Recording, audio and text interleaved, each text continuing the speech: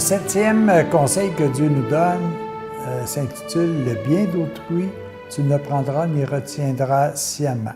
Si vous voulez, dans notre quotidien de tous les jours, tu ne voleras pas. Écoutez bien ce texte que je trouve intéressant.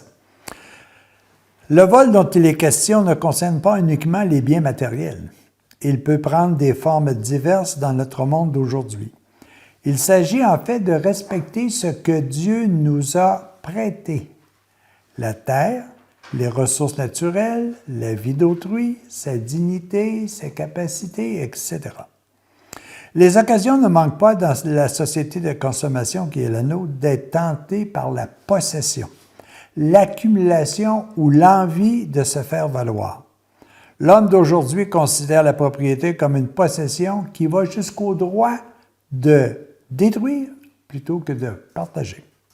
« Tu ne voleras pas » est un conseil en forme d'avertissement.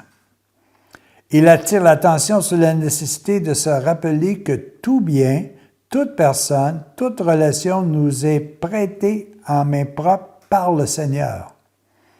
Nous en sommes responsables et nous avons à le faire fructifier pour le bien de tous. Ce n'est pas la richesse en elle-même qui est condamnée, en aucune façon, mais bien la manière dont nous utilisons ce qui nous a été prêté. C'est intéressant ici, hein? Tu ne voleras pas. Bien, évidemment, qu'est-ce qui m'appartient? Quand tu regardes ça, qu'est-ce qui m'appartient? Est-ce que la vie m'appartient? Non, c'est vrai, elle m'est prêtée. Est-ce que la nature m'appartient? Ah non, ça m'est prêté. Est-ce que l'argent m'appartient? Non, la preuve, tu peux la perdre demain. Oh, est-ce que le prestige m'appartient? Non, la preuve, il peut être retiré n'importe quand. Est-ce que les honneurs t'appartiennent? Non, parce que ça peut être retiré demain aussi. Alors, si toi, tu les prends comme étant ta possession, tu fais un vol, tout simplement.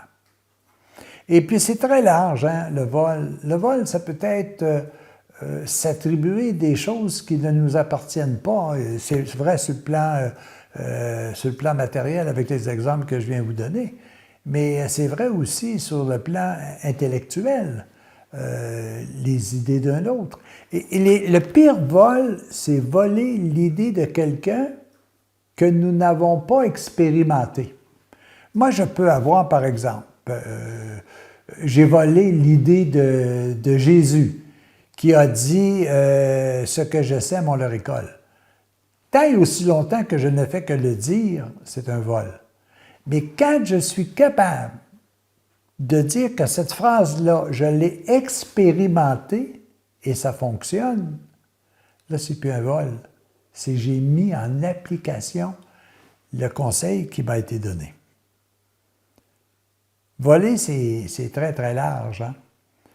Et c'est pour ça qu'à un moment donné, nous avons aussi la responsabilité.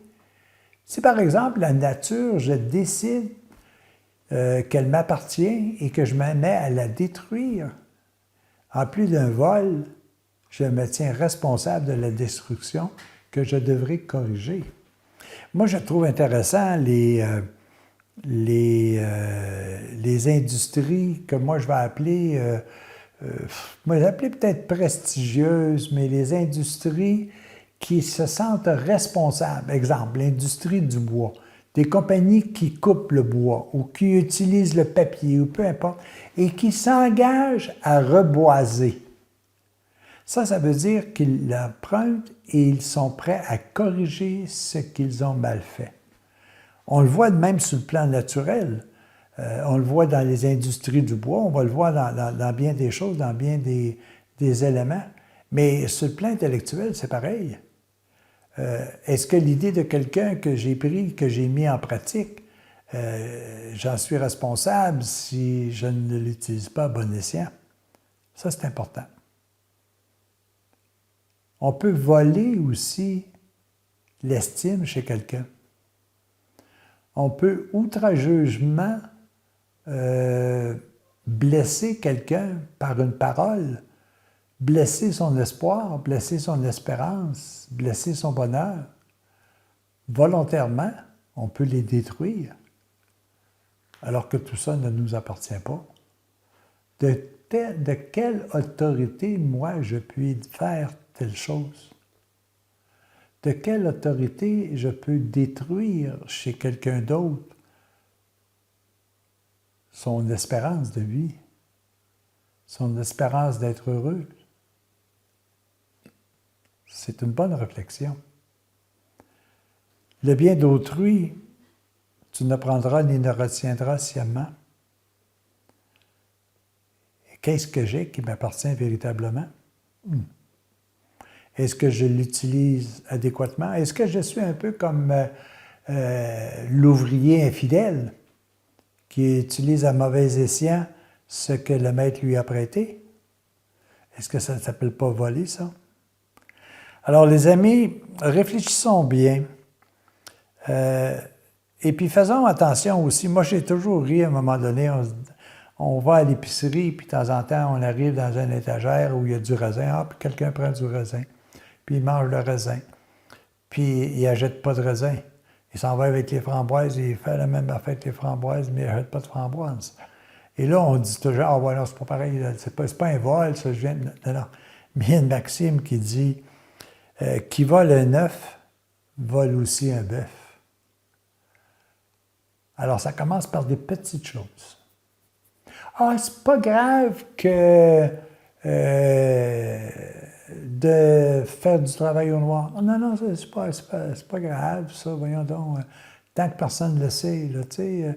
Ah, puis ça appartient au gouvernement, donc même si je l'utilise pour mes fins personnelles, non, c'est du vol, les amis. Faites attention. Vous ne participez pas à l'effort collectif. Ça, c'est drôlement important. Je n'ai pas à justifier si ça a du sens ou pas. Est-ce que je suis utilisateur de ce bien? Ça, c'est quelque chose. Alors, il faut regarder ça en disant, attention les amis, un petit vol d'un œuf, c'est comme si tu volais un bœuf. Ça veut dire, attention, tu es en train de créer lentement une habitude qui va t'amener à une extrémité que tu vas regretter. Soyons honnêtes dans les plus petits actes. Et d'ailleurs, il n'est pas dit dans la parole, tu as été juste, tu as utilisé adéquatement ce que je t'ai prêté, maintenant je vais t'en donner de plus grand. Pourquoi? Parce que tu t'es habitué à bien faire et je vais te donner une responsabilité plus grande parce que je suis sûr que tu vas le bien faire. Et c'est vrai à l'inverse. Si tu n'utilises pas adéquatement quelque chose, ben, il va t'arriver pire. Et ça, c'est drôlement important. Donc, le 7e conseil que Dieu nous donne, quand tu dis « vole pas », là, c'est important. Puis c'est important sur l'ensemble global de ta vie. Puis, n'oubliez jamais que même si ça ne paraît pas aux yeux de l'homme, ça paraît aux yeux de ta conscience. Et tout ce que tu fais de vol, si petit soit-il ou si grand soit-il, s'inscrit comme une réparation que tu devras un jour régler. Moi, je comprends à un moment donné un ami qui dit « Ah, j'ai fait une faillite. J'ai été obligé de réparer. Puis c'est juste que je répare. J'ai réparé parce que j'ai causé du tort à quelqu'un et plus tard, j'ai eu la chance de pouvoir réparer. Et il s'est senti heureux, il s'est senti libre. Pourquoi?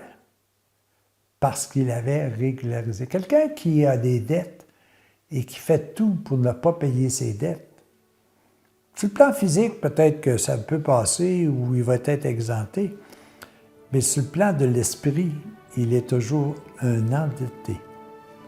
Et il devra établir justice. Les amis, bonne réflexion.